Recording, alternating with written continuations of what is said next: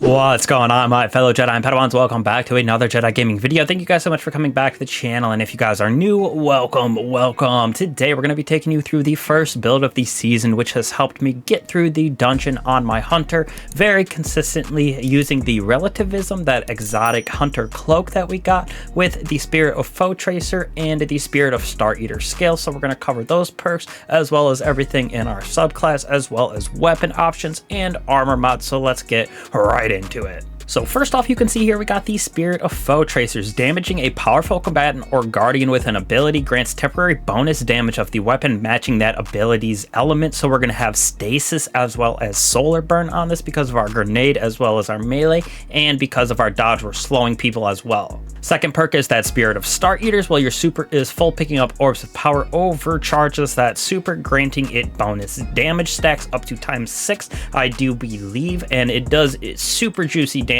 inside of this dungeon, especially if on that last boss you're using Golden Gun. Throughout the other two encounters I'm using my Stasis, Silence, and Squall, so very good combination. We can just switch basically the supers for that and we are good to go for every single encounter. So right here is our Prismatic subclass as well as our abilities, aspects, fragments. We're going to be using that Silence and Squall, like I said, for the first encounter, as well as that second encounter, which is the Servitor boss. Very good damage since they kind of spread apart into their solo individual little selves. And then we're going to be using our Solar Super for that final boss, of course, because it's going to be that guy standing up, Atrax in the front of the room. Do some Golden Gun damage with that Star Eaters. You're doing about 150 to 250,000 per shot, so it's a good juicy amount of DPS. Now as for abilities, got our Gambler's Dodge so we can get our melee back as well as slow those enemies, a triple jump with Withering Blade as well as that Swarm Grenade. Now on top of that we're going to have Gunpowder Gamble, which does get procced very often because we're getting a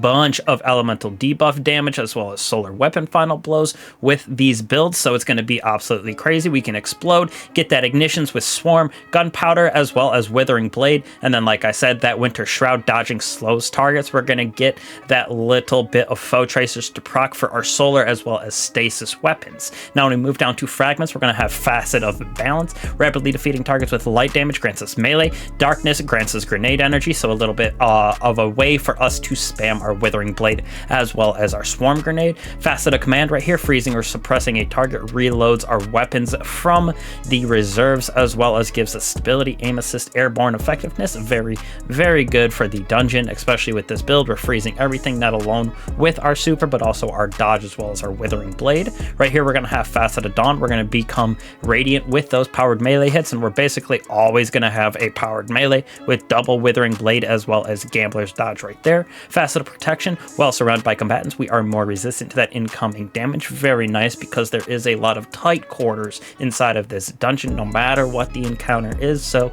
kind of nice to have this on for that little extra survivability. Facet of Courage right here. Arc, Solar, Void abilities do increase damage to targets affected by the darkness debuffs. This right here, very nice for that final boss. In our Golden Gun, we can get some of those Withering Blades on there, get it to slow and freeze, and then our Solar Golden Gun's going to do a little bit more damage. Same thing with our Gunpowder Gamble as well as our Solar Grenade. Going to be doing a lot more damage when we get it on those stasis enemies. Now last but certainly not least, Facet of Ruin right here. All that freezing and shattering that we're getting of stasis crystals as well as frozen targets because of the freeze of Withering Blade with that Winter Shroud, as well as the ignitions that we're getting have increased AoE effect because of the Swarm Grenade and Gunpowder Gamble, plus some of our guns do have ignition on them, or that incandescent I should say, so all of these pair very well with our weapons as well as just feeding right back into the Prismatic Hunter. Now when we move on to our mods that we got as well as the stats that we built this out to, I went Resilience as my number 1 with Strength as my number 2,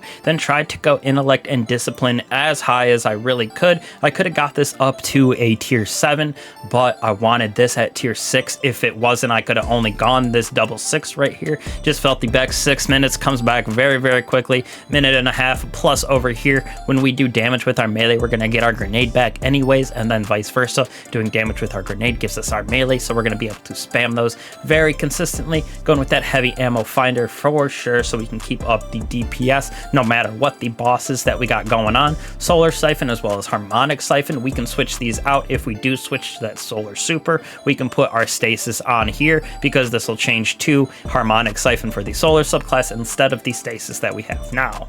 Now for the dungeon, definitely double arc resist and sniper for that final boss. You could go triple arc resist, maybe a void if you are thinking about for that second encounter with the servitor, but up to you and what encounter you are on. Now for me on my boots, I was using Stasis Weapon Surge for the first encounter, and then when we moved on to the other two encounters, I was using my nice good old Solar Burn because we were using solar weapons for the DPS instead of that grenade launcher that I'll show in a second. For that first encounter, double time dilation, so this stays juiced for like 20 seconds, and then we can stack it up to ×3 so it lasts for almost a full minute. With Recuperation Bomber, when we dodge, we're going to get our grenade back a little bit, as well as picking up those orbs of power, grant us some health, just a little bit of extra of that survivability.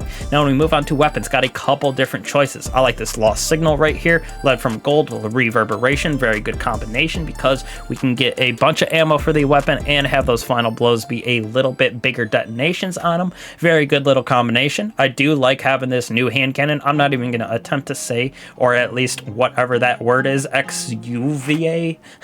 Don't judge me, but triple tap headstone on this bad boy, like it a lot with that new perk as well. Stasis burn on those, like I said, for when we have our Stasis subclass. Now when we move on right here, I was using Sunshot on this bad boy for the majority of the time because we're using Lost Signal with that Sunshot, but if we switch on over to the hand cannon, I was using something like this Aberrant Action, so we can get the solar combination. Of course, we have the Parasite, we got the Verse Chill Inhibitor. This is a nice new Stasis grenade launcher from this dungeon that we actually went through, and then also you could go with Grand Overture if you want for that final boss, or throw on something like Whisper of the Worm in this column. Very good options no matter what you're going into with that boss though. Now last but certainly not least, we got our Slayer Baron Apothecary Satchel. That is a mouthful, but it is our artifact. We got some juicy grenade perks, which is really what we're going to go over. So Rapid Impact right here, you can read what we do. Dealing damage, grenade launchers gain increased reload speed. Enhanced Ether Generator, this is for that hand cannon that we were using. Now a bunch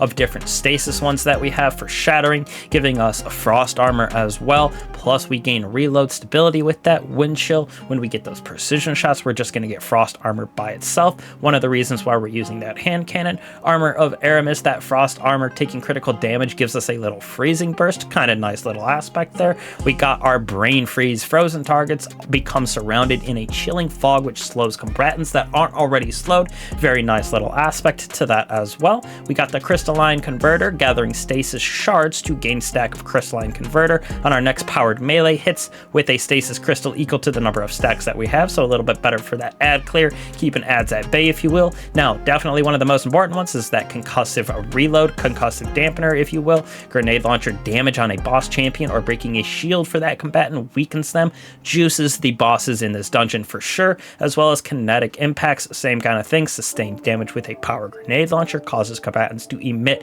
a shockwave, so it's basically like kinetic tremors but for our heavy grenade launchers. Very good little combination of all the weapons as well as the subclass that we went over. So went through the dungeon very easily with this, went through with no mic with 2 randos, so just showing you that you can do it without having people that know what they're doing really, as well as no mic with this build. Very fun to go through. We got a lot more coming out, a lot of changes with the sandbox, with some of our artifact stuff that we got right here, with some of the armor mods that we got, with the exotics that we got. So we're going to cover a lot. We're definitely going to try to put out a little guide for the dungeon as well, because it is truly a lot of fun, and there's a lot of little tips and tricks that I've picked up over the last couple runs that I've done, so I want to help you guys out with that as well. But again, appreciate all you guys for coming back to the channel. Means a lot to me, means a lot to the channel as well. If you would like and subscribe, helps out the algorithm for sure, and you won't miss out on any videos or guides that we put out coming out in the future here. Plus, you never know, we got that Destiny Rising mobile game coming out. Might put out a couple videos on that if you guys are interested in it when it comes out. We might get that closed alpha hopefully coming out soon here in November, but we'll have to wait and see. So keep to update there on the Discord as well. Appreciate you guys. I'll catch you in the next one. Peace.